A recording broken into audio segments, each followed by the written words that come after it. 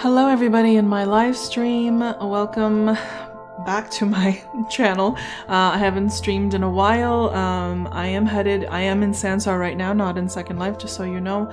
I am headed to a interview at the Hollywood Art Museum. It's an art museum in Sansar, and the person that owns it, I believe, is going to be interviewed. His name is Greg Aronowitz. I hope I pronounced that correctly. And Drax is going to be there, and I'm not sure who else is going to be there. So thank you for joining me. Let me know if you can hear me. Hopefully you can. And we're going to be headed there right now.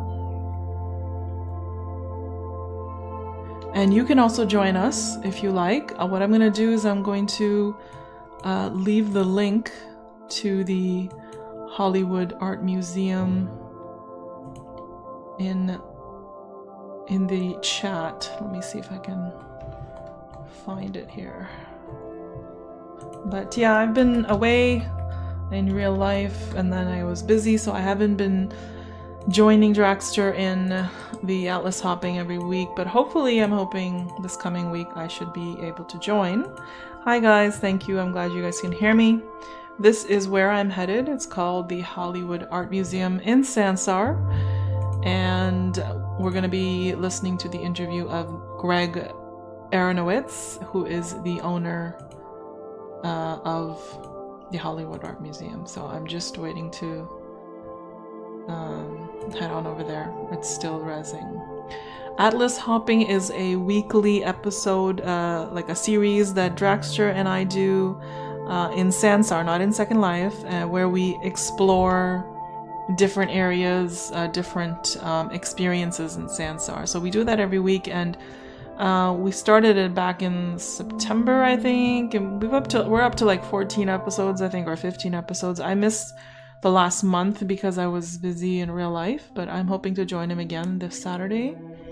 Right now, I am headed toward the Hollywood Art Museum for an interview, listening to an interview of Greg Aronowitz, who is the owner of the Hollywood Art Museum in Sansar.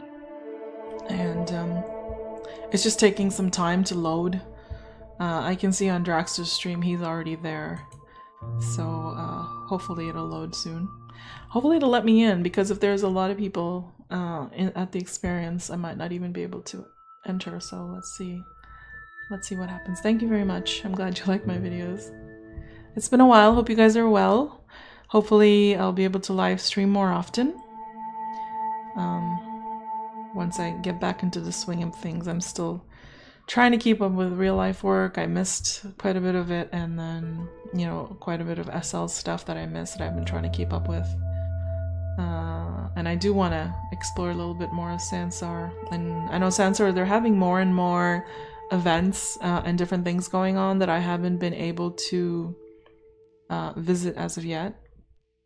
So hopefully I'll be able to do that more. Like today's interview, there was a party in Sansar, I believe Saturday night, which I couldn't make it to, but yeah, that was it. I'm still waiting to get in there. Hopefully I'll get in there soon.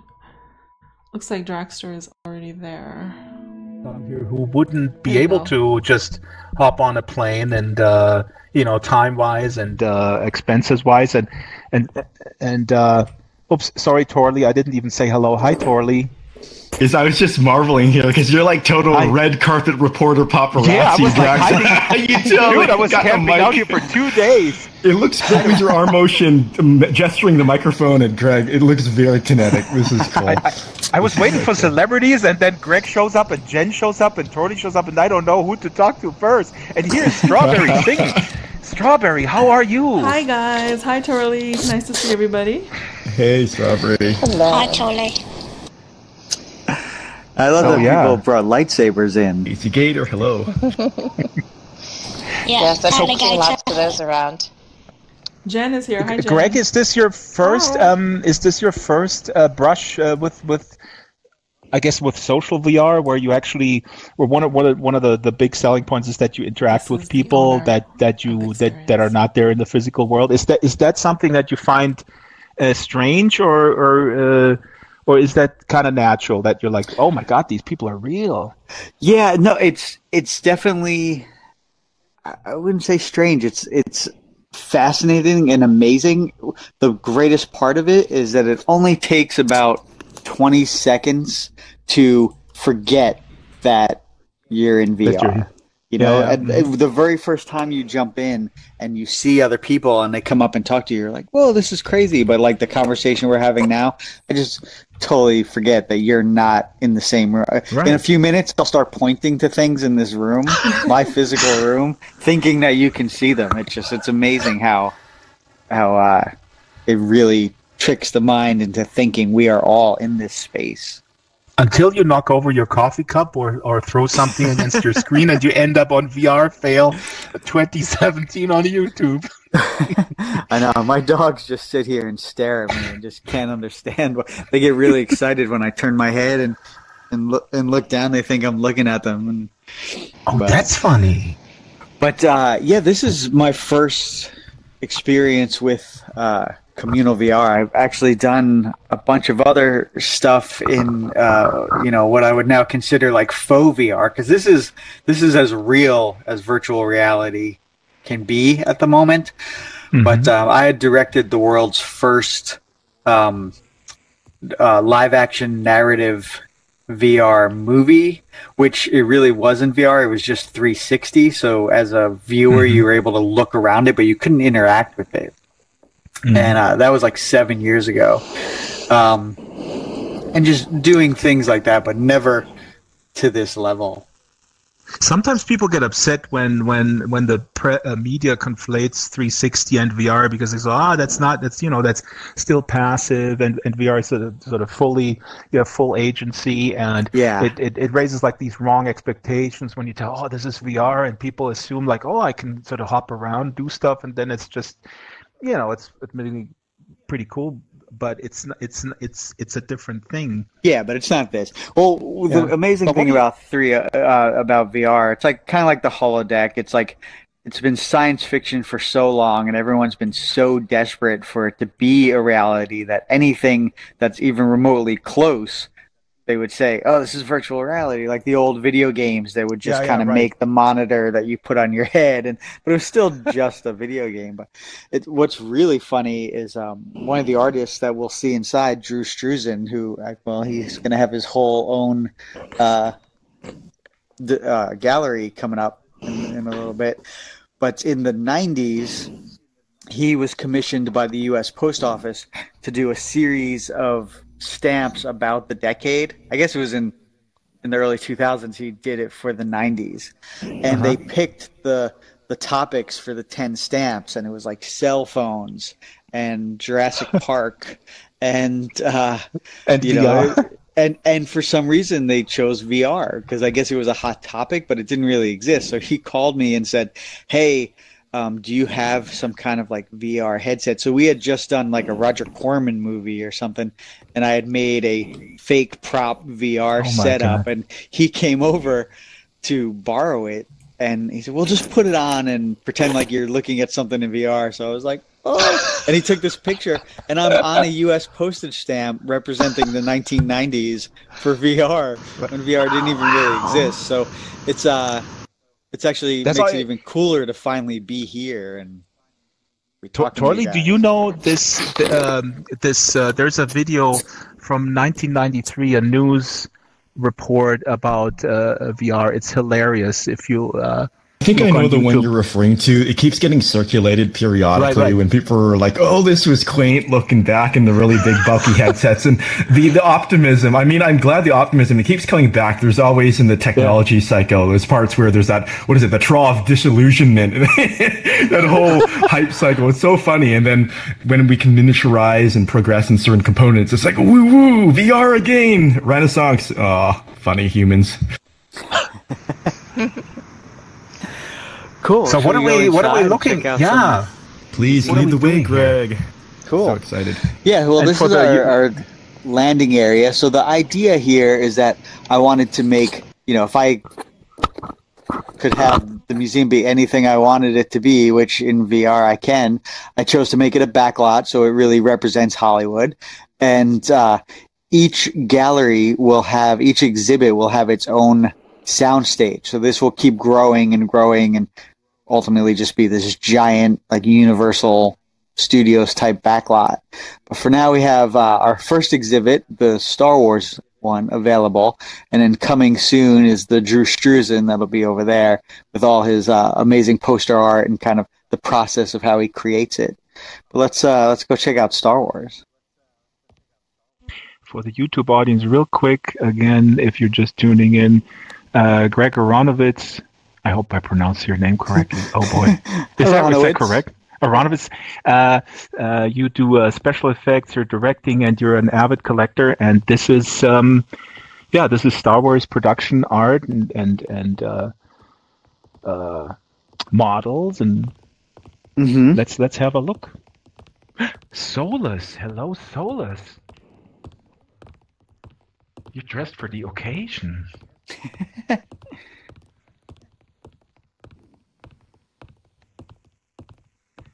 Yeah, this is amazing. So now we're going in and we're teleporting. So now walk through the door, it's teleporting me somewhere else. I hope you guys are keeping up. I'm trying to focus on the avatars as well. When they talk, you'll notice their lips moving. It's very realistic. The speaking engine that they have in Sansar, it's really well done. I don't know how many of you in the live stream are on Sansar or have explored it as of yet. Let me know in the chat what you think of it. It's always great to hear what people think of it. And it's also great to hear since I think it went live in August, early August, late June, July, and they've had so many improvements since then, so many updates, and Drax was telling me a little bit ago that just a week from now they're going to release the clothing update, so we will have better flowing clothing and so forth, so that should be interesting. Hopefully you'll be able to see that on my channel next week or so.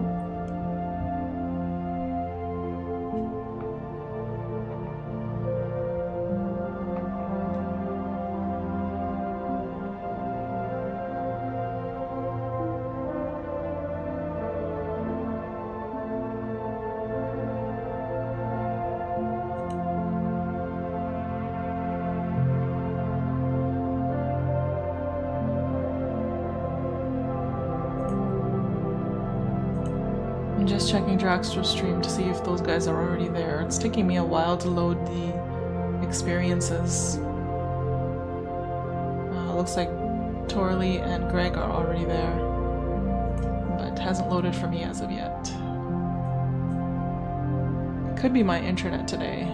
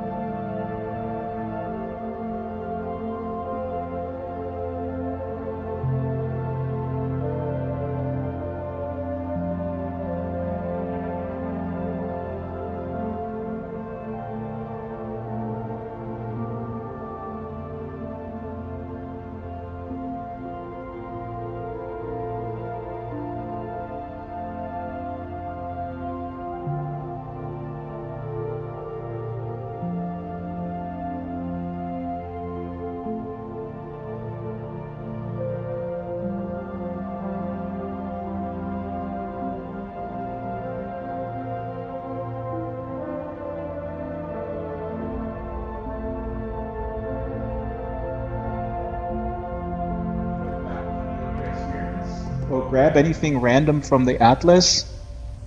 That might work. Or no, wait. No, go to looks. Go to my look on the upper right hand corner. The icon for the looks is the first icon on the upper right. And where you choose your avatars, and then you just hit done and you come back. Looks.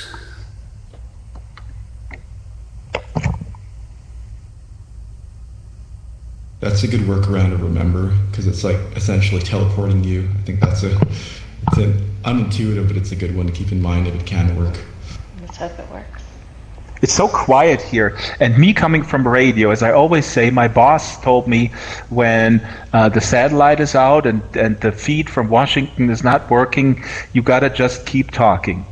So, how are you guys? Torley, what is the fashion update happening? Is it on time? I can't speak to all the components of that. That's more of a question for Jen or Kara. I'm just keeping my eyes and ears in the audio part. Not to absolve myself of responsibility, but I'm on the hook for some pretty cool videos for this week. So I will see more about that with the fashion stuff to teach, of course, our creators how to get the most out of some neat things related with that. I hope they let you do more tutorial videos with getting stuff in. Let's see if that fixed it. Yeah, that didn't fix me, but it's all right. I'll just look up. So if I'm looking up at the ceiling, it's just because I'm trying to look at you guys. But if that's too tough, maybe a complete relog. I wonder, just relogging and coming back here, visiting directly, like this is the first experience. I wonder if that would work. Yeah, I just don't want to take up anybody's time. I should be fine. Okay, if you're all right. No worries. Let us know if you need to give it a shot. I know you've got more tours this week and continue iterating on. Yeah, and things. I'll. And if it's bugged, some sort of reproducible bug, we've got to help fix that. So, good to know in any case. Wow. This build is amazing. Yeah, I love how real it all looks. Yeah, amazing. So cool. Yeah, so I thought it would be fun to not only showcase the art, but to actually kind of make the environment look a little bit like you're in an actual set from Star Wars. So this is all inspired by the classic trilogy. And wow. This is our Imperial section. You come in.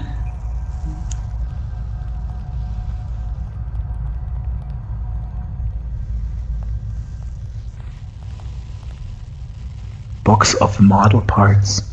Yeah. So this is a great place to start because this is a super exciting display for me because this is actually where the art of Star Wars all started. So when George Lucas was originally writing the movies in 73, 74, and they were like called some crazy thing like the Star Wars, the Chronicles of the Quill something, or I don't know. It was like it was a lot more than when it just ended up Star Wars. But he didn't have any specifics as to what anything looked like, and the only thing he knew for sure was that he wanted to have these crazy kind of dogfights like they had in World War I, World War II. And he reached out to an artist named Colin Cantwell, and a lot of people know the names Ralph McQuarrie and Joe Johnston. Like they were huge in the design of Star Wars, but Colin Cantwell was actually the very first person on board. And these drawings and paintings that you're looking at are the very first ones ever done for Star Wars. So he and Lucas kind of had lunch, and Lucas gave him his script that was still had like, you know, Darth Starkiller and all those crazy things, and it just said, you know, 2 spacecraft like weave in and out of the stars and stuff, and it was very nondescript. So Cantwell read that, and during the lunch made some of these scribble notes, and the thing he said that was, his clearest objective was to make sure that the audience could tell the difference between the good guys and the bad guys. Because you have to remember, in the early 70s, there had not been anything like this on film before. Like, spaceships would just kind of be on strings bouncing through the screen, or they'd be locked in position like 2001, where they looked awesome, but they didn't like shoot through space. And Lucas had this obsession of just making these like blurry things moving super fast. So Cameron was like, I have to make sure when you see the bad guys, you know it's a bad guy. When you see a good guy, you know it's a good guy. So he decided to do this lettering system and try and design the good guy ships to look like an X or a Y, and that's where those names actually came from. He created the X-Wing and the Y-Wing, not even thinking that those names would stay all the way through. That's just what he was calling them because those were his identifiers. And this is the art that he created. And you can see, even though it ultimately changed, there's a lot of things in these first images that kind of held till the end. The Star Destroyers, you take off those giant satellites and stuff, and they're still pretty much, they still look like that. And the X-Wings, it's the basic form is still there. And then this box of model parts is the other thing Lucas asked him to do. Oh, it's on the ground. I'm sorry. I threw it down there. I'm sorry. There's actually a reset button. Don't throw me out of the museum just yet. Definitely something could get you into trouble, but in VR, I think we're okay. Yeah, I know, Jen. The last time I was it's actually half the fun. Here we go. I put it back. There we go. But the other thing Colin was tasked with is to create some models of the ships. And he's actually more known for doing the models than the drawings, because there's a lot of photographs of the models on the shelves in the old ILM. And there's pictures of Joe Johnson, who was the art director at the time, like holding the ships, like figuring out how they would work in the storyboards. They were just kind of, I don't want to say crude, but they were like more of simplistic versions of where the ships ultimately went. But he used a method called kit bashing, where you go out and you buy a bunch of existing model kits of tanks and drag race and speed, like I don't know. This is way early for me to be doing this, but like souped up cars and stuff, and you would go through and you're like, well, I don't want the the windshield of a car or the hood of the car, but I'll take like these little engine parts and take the little radar dishes off of the battleships and all that kind of stuff. And you would throw them in a box and then pick through for the coolest little pieces and glue them together to make a new spaceship. And this box is a scan of the actual box that he picked the pieces out of. It's the pieces that were left over. They've been in that box for 40 years.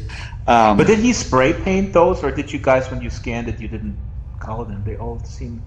Yeah, they're if you look really close, they're like gray and tan and green, but they're... Yeah, model kits back then, especially since they were mostly based on like military stuff, they were all kind of very similar color. Yeah, yeah, greens and grays. Yeah, so this is where it all started. And so once those drawings were done, they went to ILM, and the artists there would kind of refine it, and then they would build their models, and that's what this model over here is. So this is an X-Wing, all the pieces that they would make, and then they would mold them and cast them, because they needed dozens of X-Wings to actually make the movie, both to represent the squadrons, even though a lot of times they were all filmed one at a time, but then they ended up getting blown up, and all kinds of stuff would happen to them, so I had to make copies. So this is a scan of my copy of ILM castings of an X-Wing. So you guys, I mean, all the stuff that we see is, those are photogrammetry scans? Yes. Wow. Yeah, and all the art in here is actually part of my collection. So we scanned everything in my collection and put it in here. When did you start collecting this stuff? I mean, almost the entire time that I've been in Hollywood. Before I got to Hollywood, when I was a kid, I would collect movie posters. That was as close as I could get to real art. I didn't even really think about the real art. Like, I had books like The Art of Star Wars and stuff, and dreamed about being able to someday see it in person. But when I started working in art departments, I would meet these artists that worked on movies like Star Wars and become friends with them. And then they would show me some stuff. And then, sometimes they'd want to sell a piece if they're putting a new addition on their home. And they're like, oh, I have this drawing that I don't really need anymore. Then as I became really good friends with them, on birthdays, they'd give me a piece because they knew I was really into it. But I think the very first piece of actual Hollywood art that I ended up buying was the maquette of the Terror Dog from Ghostbusters. And the movie had only been out for like a few years before I got here, but someone had it and they were selling it, and I bought it, and I was just amazed that I owned like a piece of the process. And that's kind of what started it. I just, plus because I work in art departments and do a lot of design for film and stuff, I would keep my own work, because the thing is, and one of the reasons for this museum is that you get all these amazing artists in, they do hundreds to thousands of pieces of artwork for a film. The film comes out, the studio owns all the artwork, like the physical artwork. And a lot of times, especially if the movie's a flop, like it just goes in the garbage. If the movie's a huge success, like Star Wars, they'll keep all the key pieces, but all of the intermediate pieces or the like rough sketches, or like so much of it just ends up getting trashed, or like ends up, some PA steals it and takes it home, and then 10 years later, like tries to sell it for $100,000, or So my goal is to like collect as much of the stuff as possible to be able to actually share with the world, and not just have it be, in some collector's room or some producer's house, or in the garbage rotting away. This is awesome. I mean, why do you even need a physical space? Well, I mean, ultimately, because the thing is, and this really does help me kind of stop stressing about that, because the thing is, a lot of this art has been printed in books, and you can see it, but when I hold it in my hand, when I'm looking really close, you can see the thought process more than you can when it's in print or a JPEG on the internet. And, absolutely. That would be the draw for people to come and be like, it's like going to see the Mona Lisa. Has anyone ever gone to see the Mona Lisa at the Louvre? And you're like in a line, and like you wait in the queue, and then you get up there, and it's kind of far away, and it's small, but you're still like, I am in the presence of, like, even though you can't touch it or lean up against it, it's still amazing to be there.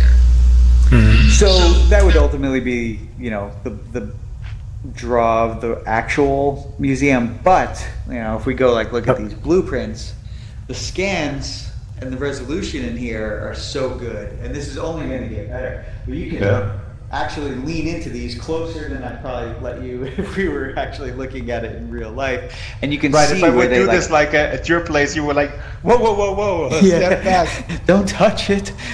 But here we can get super X-Wing close, in our and you can see like where they But this erased icon's lines reproduction was a and gift from details you would never Lucasfilm see in the in a mid-90s. coffee table It is book highly or just in accurate a and shows how JPEG all the online, elements and came together to create No, the I think we're final here together and X-Wing we we can all discuss know it and in- love. in- yeah, we can This talk completed about it model and tell you all the crazy The stories. I know Hollywood of Art artists that Museum did does this not stuff. yet have an actual Give it screen-used to me, shooting and, miniature of an my X-Wing in our favorite story collection. about this is, But this icon's reproduction was a after gift from ILM would do Lucasfilm in the drawings of what they thought mid-90s. It is X-Wing would highly look like. accurate and shows They how had to all ship the it elements over came to together to England, create where the the final film was X-Wing we actually all being know made. and love. And they This were building completed all the model full-size sets. demonstrates Now, one keep of the in mind, key again, this elements is that the made the 70s, Star so there Wars was no design so internet, there was no believable. email, The there was artist no chose even to fax. distress everything.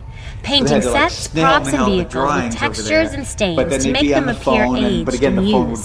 This separated Lucas's galaxy from the clean, toy-like worlds of Flash Gordon, The Day the Earth Stood Still, and other popular sci-fi at the time. In real time. But they would do versions of the sets and spaceships to what they thought they could build, and it kind of went back and forth for a couple months until they both agreed in one direction.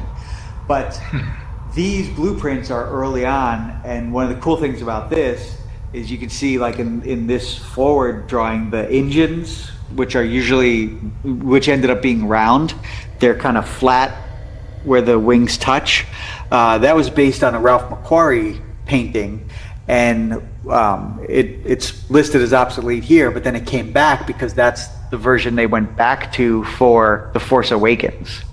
But the other cool thing is if you look at some of the titles on this, it says X-Wing, it says EX-Wing on a few of them, because on the phone calls they just heard it's the X-Wing, and so they assumed it meant like of past tense. Oh my gosh, yeah, that's great. And I didn't know that. I haven't put them in the museum yet because I'm trying to kind of like stick to a linear storyline. But I also have Y-Wing blueprints, and it says WHY. Oh my god! Why is my ex so mad with me? There you go. I also own the original blueprints for the Rebel Blockade Runner, but when it was the Millennium Falcon. So the blueprints say pirate ship, which is kind of cool. Because it was even before they named it the Millennium Falcon. And then here, this is supposed to be a finished model of the X-Wing. Someone took it. I don't know if someone wants to hit reset. I can't because I got the worm's eye view here. But the coolest thing about the X-Wing is that you can pick it up and run around like you're making it fly. On here, it's gone. I'm sure it's in the museum somewhere. Where's that reset button? I triggered the volume button earlier, which has a clip about it, but I couldn't find the reset button. Oh crap, we pressed the button. No, audio overload. There should be a red circle on the top white surface that's reset. That's okay. We can go check out some costumes. Uh-oh.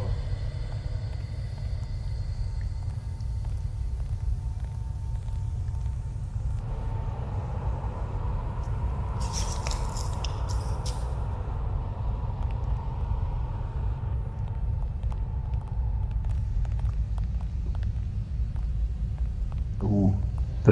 The audio's still going. Do you guys still hear the narration? It only plays for you. That's the thing. We did at least to make it so everyone else, like people were going to different narration stations in order to wait clever. What do you mean, Torley? It only plays for me. That you guys have fun at the office? And you're like, we're gonna put this so Drax goes crazy because it repeats itself 20 times. No, it's all in your head.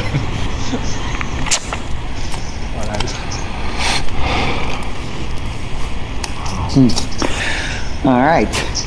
Yeah, so this is the costume room, character design. So over here we have artwork by John Mallow, who actually won an Academy Award for his designs for the Star Wars universe.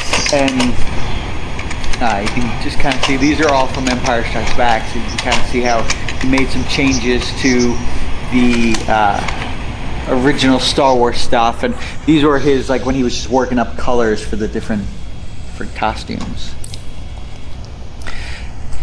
And then over here we have some more Joe Johnston stuff. So Joe came in as a storyboard artist and then kind of became art director and one of the main design guys, but he did you know, the spaceships and the sets and props and costumes. We have an open mic, guys. Yeah, sorry. No worries. But these were, I think I think that was supposed to be some kind of ice miner, that very first one, and then some of the citizens of Bespin in the other ones. And if you look closely, you can see some stamps from Lucas where he just had this series of stamps where he would grade them, and he would say like, okay, and perfect, and wonderful, and some would be like, no way, and thumbs down. So he would just go through and stamp. But again, it kind of tells you like where the mindset was in terms of the art. Like now, I consider these like priceless treasures, but at the time they were just working tools, and color copies were super expensive back then. So they would just do this beautiful art, and then Lucas would come in with a giant, one of those stinky Sharpie markers from the 70s, and just like put giant X's on them, or stamp on them, or write on them, and, just didn't seem to matter. Now it's kind of cool that it's there, but I probably would have had a heart attack if I spent like all day doing a drawing or a painting, and then he came in and just started writing on it. It's like it takes on a lot more significance in hindsight. Yeah. Everything, the cultural phenomenon that Star Wars has become, it's like all those first drafts or alternate things that were not approved. They take on new value. Yeah, well, but it's interesting what you said earlier about like that, because if something is a flop, then they toss it, but that movie may be, become something of enormous cultural significance 10 years down the line, and then all that stuff is gone. So in this case, it became a success. So that stuff is here, but we don't know how many wonderful things are gone. Yeah, it's true. I mean, I couldn't collect stuff fast enough, even if I had all the money in the world, like to preserve everything, because so much of it is just gone already. I mean, it didn't really seem to matter. The whole art aspect of it, even though it made all the films we love what they are, the process of doing it didn't matter beyond the actual doing it, and that's what we're trying to change with this museum. So here we have some creature work. So this first one is a Phil Tippett. So Phil is most famously known for doing all the stop motion animation in Star Wars, and then he later went on to do like RoboCop and Starship Troopers and a bunch of cool stuff. But he did in the first Star Wars, he did the Holochess game, but he also designed a bunch of the aliens for the Cantina. And so this drawing is one of his first rough thumbnails for the Davos alien, where he's trying to figure out how it would fit around a human head as a mask. So I kind of did that rough sketch and then went in to clay and sculpted the mask. And then these are some Joe Johnston's, and we have the Ugnaughts, and then I'm pretty sure that these are Wampa designs. That everyone's like, oh, that's some kind of Chewbacca version, but this is from Empire Strikes Back, so Chewbacca was already established. But it'd either be the Wampa, or I think in early versions there was like Yuzums or something that came from the Splinter in the Mind's Eye, the book that was supposed to be the sequel to Star Wars. Potentially it could be that. Joe has done so much art for Star Wars, and it was like so long ago. I'll like pull up pieces and ask him questions. He's like, I don't actually remember even what that was when I was doing it. So. But then this last one is clearly some early iterations of Yoda. It had a little hat. Those are cute. keep his head warm. You know what is really cool about this? Because it also shows you how long that process is until you derive at something that is then used. And that's not to say that some of the stuff that is in progress is not also really interesting. But today, when everybody assumes like things have to kind of go fast, and sort of the general attention span to kind of sticking to an idea and pursuing it until it comes to fruition, maybe that helps bring some of that back. Yeah, for the kids. Yeah, more room for exploration. I was actually reading a really cool story with Ben Bird, the sound designer for Star Wars, and about all the sounds that he made for Star Wars that were rejected, but he used them in later movies or things like that. Right. Yeah.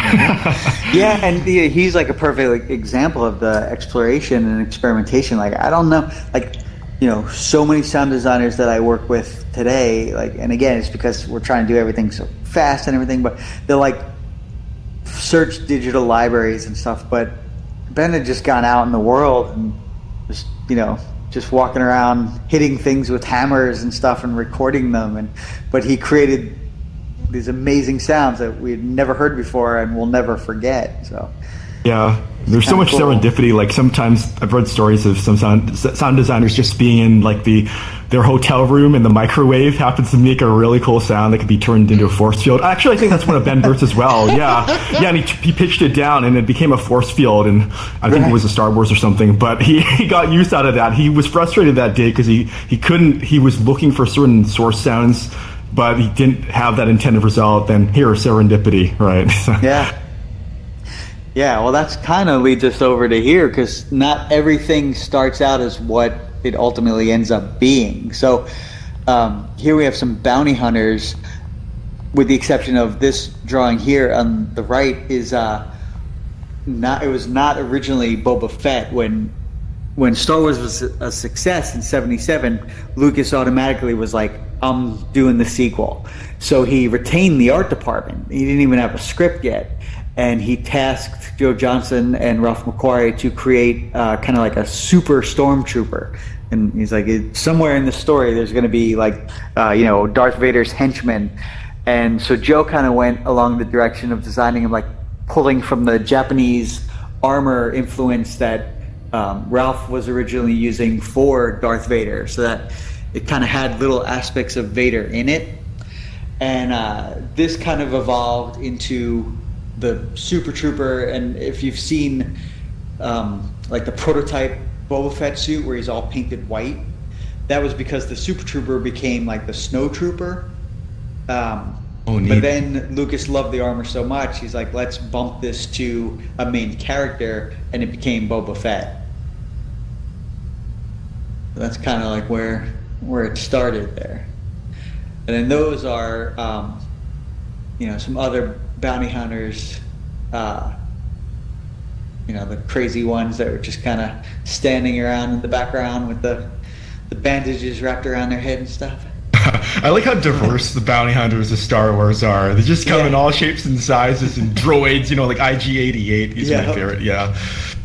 Why do I have to stand in the background?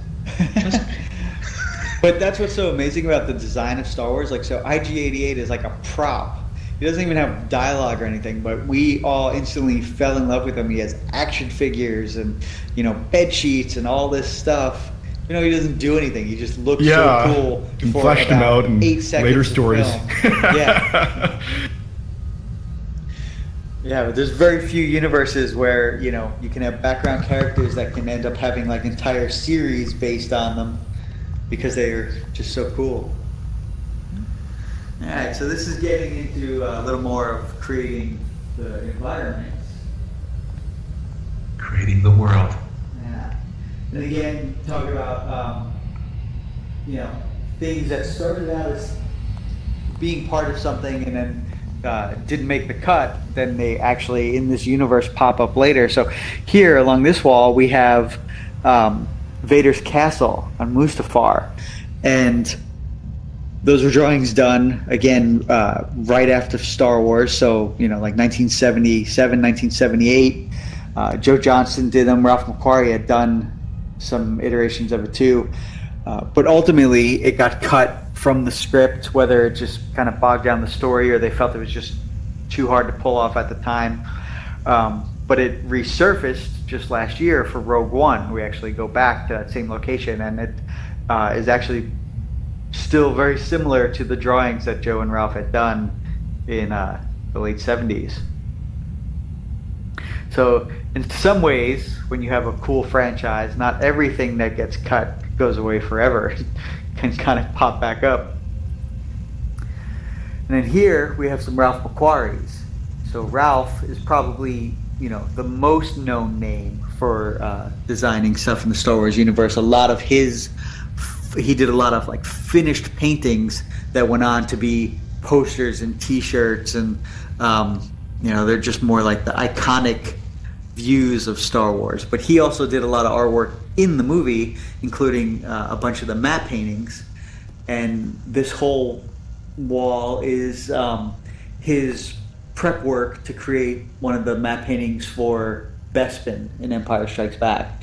So Ralph's work is super, super rare, and that's why I kind of have like these Dead Sea Scroll versions of it, because he would spend a lot of time to do more finished work, and then Lucas would keep all of that work. So where everyone else would do a lot of like sketches and stuff that just kind of shuffled through, and I was able to ultimately maintain them, Lucas really focused on keeping Ralph's stuff. So this stuff actually ended up in a file that fell behind a shelf, and whoa.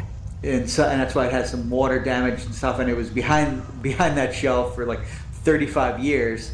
And then, they were moving, and it was at his house, and they were moving and clearing out the studio and stuff, and they moved the shelf and found it, and I ended up with it. So it's kind of a rare find and a cool insight into how Ralph would actually create the matte paintings, because he would take the frame of film and trace over it.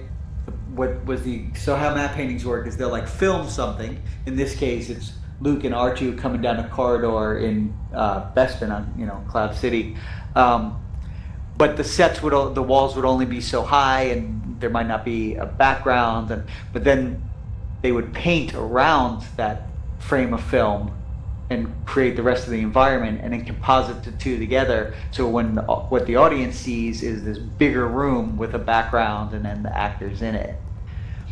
And this is him tracing it and figuring out how to expand on it. That's how I got the perspective right. Yeah, he just extended all the lines of the actual set. Wow, this is amazing. This is a fabulous tour. Thank you so much. Oh, no problem. Thanks for being here. Fun. Let's see, and then over here we have a couple other set things. This is a blueprint from England. This is them taking some of the ILM design work and expanding it into actual real things. So this is a gantry from the Rebel Hangar. That's how they would like get in and out of X-Wings and stuff.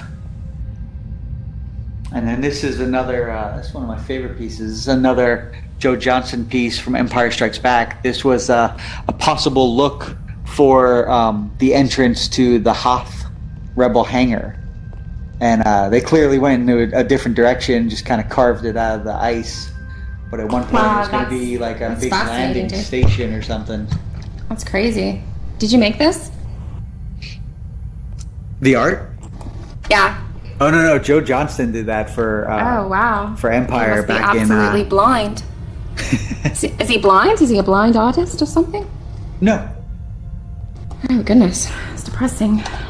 So what are you guys all up to? Is this an art show then? It is. Hey, why was I not invited? Did you guys like lose my invitation in the mail or something? I didn't get an invitation to this nonsense. Everyone's invited. Oh, very good. Very good, very good. Yeah, I just want to make sure, I don't want to crash anything. So you guys, are you guys all creators then? Got a bunch of Sansar creators in here. Wow, look at all this artwork. Who did this? This is all from right, Star Wars production company. I'm going to rearrange it for us. Look. There we go. Greg, what's this object on the table in front of us? So this is a gauge for stop motion. And so Phil Tippett, who we were talking about earlier, animated all of the Tauntauns and the AT-ATs in Empire Strikes Back. And this gauge is the one he actually used to do the Tauntauns. So what would happen is they would build the miniature set and have the miniature puppets of the AT-ATs, the giant like elephant-looking machines, and there'd be little hatches that the animators can pop up through, and so they'd set the camera and put the puppet in place, and they would use that gauge and multiple ones of those and put that pointy part up against a key piece like the chin or the tail or the knee, and take all these notes to know where all those pieces were. Then they take the gauges away, disappear down the hatch, and they take one frame of film and then open the hatches, come back up, put the gauges back in place, and then move all those things just the slightest little bit so that it would look like it was moving. And they'd take all the gauges away, do the next frame of film, and they would just keep coming back and doing that for days and days. That must have taken forever to get like a second of film, but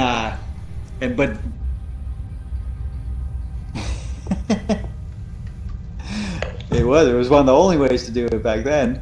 But that gauge would help them know where they were so that they didn't move it too far, because if they messed up, they had to start over, and they wouldn't know they messed up until they were completely finished, and they would develop the film and then watch it. But what would help them know how to do it would be like these storyboards. So these were all done by Joe Johnston, and these are all from Empire Strikes Back. And one of the reasons why I have so much stuff from Empire Strikes Back as opposed to Star Wars, because when they were working on Star Wars, no one thought it was even going to last a couple weeks in the theater. So much of that artwork, like if storyboards got rejected, they literally got ripped up and thrown in the trash. So it's super hard to find them outside of Lucas's collection. But when Empire came, artists like Joe Johnston got a little wiser, and he would Xerox his original drawings and then put the original drawings in his drawer and then hang up the Xeroxes. So when Lucas came in with that giant stinky marker and stuff, or didn't like a storyboard and ripped it up, the originals were preserved. So there was more for people like myself to be able to get a hold of to share with you guys. Well, what sort of training did this guy have? What sort of what? Was he like a trained artist? Yeah, he had gone in for industrial design. Oh my god, I can't tell.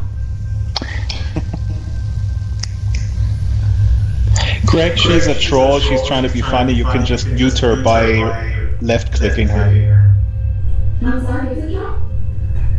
How's trolling? Hey, I'm going to give a intellectual art critique. This isn't trolling, this is art, dude. You know how it works? So this storyboard, if you guys can see me over here, this is another kind of cool lost piece, because this is from when the Boba Fett design was still being used as the snowtrooper. So this is after the Empire defeats the rebels on Hoth, and then they're leading Darth Vader into the hangar. But it's just a cool piece because it looks like Boba Fett was on Hoth.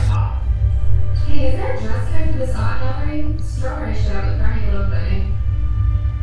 It's not very respectable, is it? So, these things you have, are these actual drawings you own? Yes. Yeah, everything that's in the virtual museum is in my actual collection. I see. So, like, do you have like a place in your home where you display this stuff? No, I don't keep any of the actual museum art, and it's just all in secured storage, in climate-controlled storage, because I have thousands and thousands of pieces. That's crazy. Yeah, this is just a small sample of my Star Wars collection, but I have stuff ranging, all the way back from original storyboards from Citizen Kane, all the way up to concept art and design models from the last Transformers movie. Crap. So over here we have some stuff that, it's not fully realized art, but I thought it'd be really interesting to show. These are a bunch of Phil Tippett's thumbnail drawings, and there's a crazy echo again in here. I don't know if someone has an open mic or something. Could everybody turn off their microphone so that we can hear it properly? You have to mute Simon. Lavender is talking through him too. Just mute him and her, then you're fine. Yeah, it probably has his speakers open to the room. That's why we hear all the echoes. How can I mute people? Just left click on them and you'll see a mute button on the lower left of that. It's pretty straightforward under the name tag. Just left click on anyone. It's a little better. I'm like, oh, yeah, that's fine. I'm clicking on people and I can't, and nothing's coming up. You have to mouse over them until you see their name tag. Do you see a name tag when you mouse over an avatar in the no. in the scene? So if you not in the chat list, but in the scene. Yeah, like I'm mousing over this blue-haired guy right now. Left click and then choose mute. It's okay. I'll just deal with it. Or you find them in the people list under nearby. I bumped into the narration again, and then Greg was talking, and the narration came on. If I go too close. Wow. That's okay. We're almost done. I gotta actually catch a flight. This is amazing, and the cool thing is that I think the troll got bored, which is awesome. We out-trolled the troll. I think that's the new strategy. I find it's usually best to just ignore it. Well, I think someone kicked that person. Oh, yeah, maybe Jen. Jen has powers. That's good. So maybe I use the Force. The Force is with us, Jen. Drax. Maybe she used her lightsaber. Drax, what you need to do is actually block Lavender on YouTube, and that way she won't be coming to your streams anymore. It's because I've blocked her. She doesn't show up on my streams anymore. She's just a person that, poor thing, doesn't have any life. So, Yeah. She's got to find something to do, right? It's really interesting because she's young, and last time she was in, she was like, "Oh, Drax, you're such an old guy. You don't have any friends, and you're hanging out in the virtual world on Saturday night." And go like, "Yeah, you're 20. When I was 20, I was out and about. What are you doing here?" So crazy. All right. Yeah. So well, I was saying, yeah, couple minutes left, but you guys should come and check this stuff out and read these notes, because this is like all the back work that Phil Tippett had to do to create that animation. If you pop in Empire Strikes Back and just watch the very beginning and just think about like when that Tauntaun's running or those AT-ATs are approaching, that was all done like frame by frame, all by hand. It's pretty amazing stuff. Here it says keep ass level, front only. Yeah, because they would go in and study elephants and camels and just do high-speed photography and then look at each frame and know where every muscle was when something moved, and then just reproduce it with little puppets. It's crazy. So how much do you think your cinema collection is worth? I mean, it's priceless to me. I don't know. It's one of those things where it's like, one man's treasure is garbage to someone else. Like that troll is just like, oh, what is this artist blind? It's like, my collection, I call it, particularly with Star Wars, I call it the lost art of Star Wars, because there's other people that have the big finished pieces that everyone knows, and they paid millions of dollars for them, and then I have these things like Phil Tippett's notes, and nobody even wanted these, but to me, like, this is what made Star Wars, not necessarily that big finished painting, but like all the work that built up to it. So it's like, this is the stuff that isn't published in the books, and people don't focus on because it's not a big pop piece. But well, it's inspiring, I think, for someone who wants to get into the heads of people who and gets in, the creative process and gets inspired by that. It's absolutely amazing. Yeah, I mean, for me, like, Star Wars is the holy grail as a filmmaker. If I can figure out what it is, like, I'm addicted to Star Wars. I'm a grown man, and I could be walking through a store or something, and I can spot that title font from like 8 aisles away, and I'll run to check it out. And it's like, how many versions of Darth Vader do I need to have? But it's like cookie jar or whatever, I'll buy it. It's like, if I can figure out what it was that made that work, that affected me, That'd be amazing. You could stop anytime you want. I try. Well, at least now I've refined my addiction to just original art from the production as opposed to, every single little action figure and stuff. So do you ever, do you ever use any of like the notes or the little drawings as toilet paper? No. Because I mean, you can do that if you want. You own it. Like a rich person does that with a $100 though. Oh, somebody. So Jason warned me this would happen. I'm gonna clean it up. What happened here? But see, but this is, it's great that you made these dynamic. I mean, because that's what you can't do in a real museum. Yeah, in a but the physical world downside museum. is the trolls can throw stuff around and then it's like this.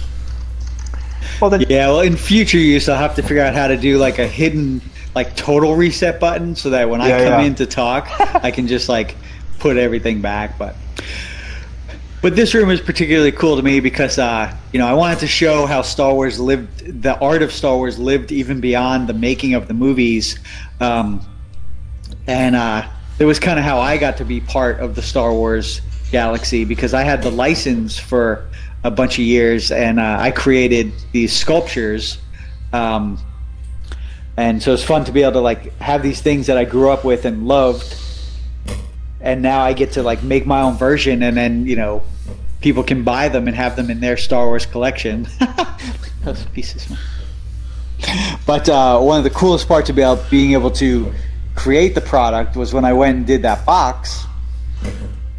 I wanted to have some really cool Star Wars art, and so I went to Drew Struzan, who is the artist who did posters for Star Wars, and he actually made the box art. Now, at the time that I was doing this company called Legends in 3 Dimensions, one of my main goals with it was to help establish recognition for the artist, because throughout the history of collectibles, action figures, and even like we were talking about, cookie jars and Hallmark ornaments or whatever it is, like other than comic book artists, no one ever got any credit. Like you would buy this awesome action figure, and as a kid I'd be like, I wonder who made this. I wonder if the guy who made the Boba Fett action figure is the same guy who made the Hammerhead action figure, and you never had any idea.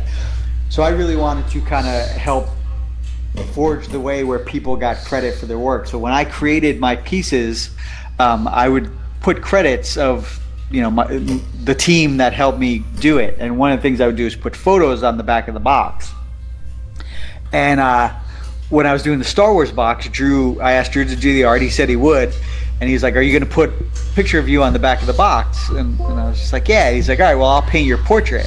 And he's most famous for painting portraits. So I was like, "Oh my god, that would be amazing to have you paint the portrait." And if you come look back here, this was the comp he had done. So we did this, and I had to show it to Lucasfilm to get approval. And so I had to bring it into George Lucas. And so when Lucasfilm saw that Drew had made me into an X-Wing pilot, which I didn't expect. I thought he was going to do a little box with just like a drawing on his face. Lucasfilm was like, "Whoa, that's a little, over the line." They were like, "But we'll see what George says," and we never did anything like that, so we had to show it to George, and he said, he's like, "Yeah, that's fine, I like it. Just take off the lightsaber because you're not a Jedi yet." Because Drew put a little lightsaber on there on the belt. So I ended up getting to be an X-Wing pilot. Excuse me, can you stop trying to touch my avatar? It's making me very uncomfortable. Yeah, mute Catholic girl. That was my alarm. So wait, that's you on the. That's you in the Wait. That's you in like the outfit. That's such a cool that's story. My get ready to go catch your flight. That is him. You have that kind of hairstyle. Did I have that kind of hair? Yeah, I did. I did in 1995.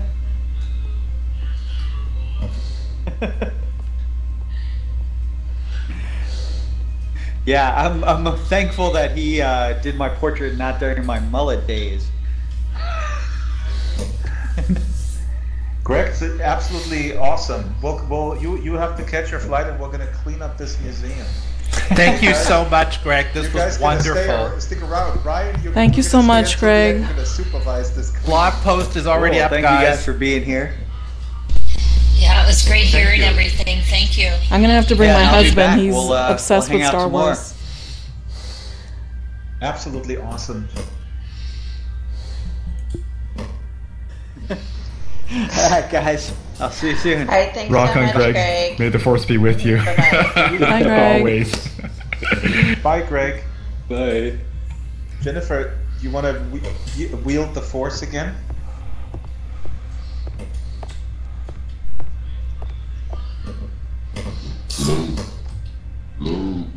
Black Newsman. Your father. You did that very good. I knew you were. That's amazing. You know, Greg's head just disappeared. That's very creepy. Yeah, no, he had that before. No, when you take the headset off, then the head goes down like that. In the beginning, funny. He appeared like this. Hey, take a photo, Ryan. Come on. No, I'm taking enough photos. Wait, I'll hug him. Greg.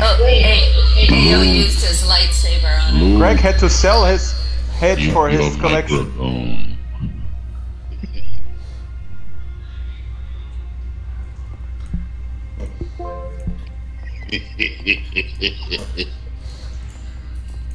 I'm sorry, Starburst. You're stuck with the default ones. You can add attachments or upload attachments from the marketplace. There's a bunch of attachments. You can't create your avatar like you can in other worlds.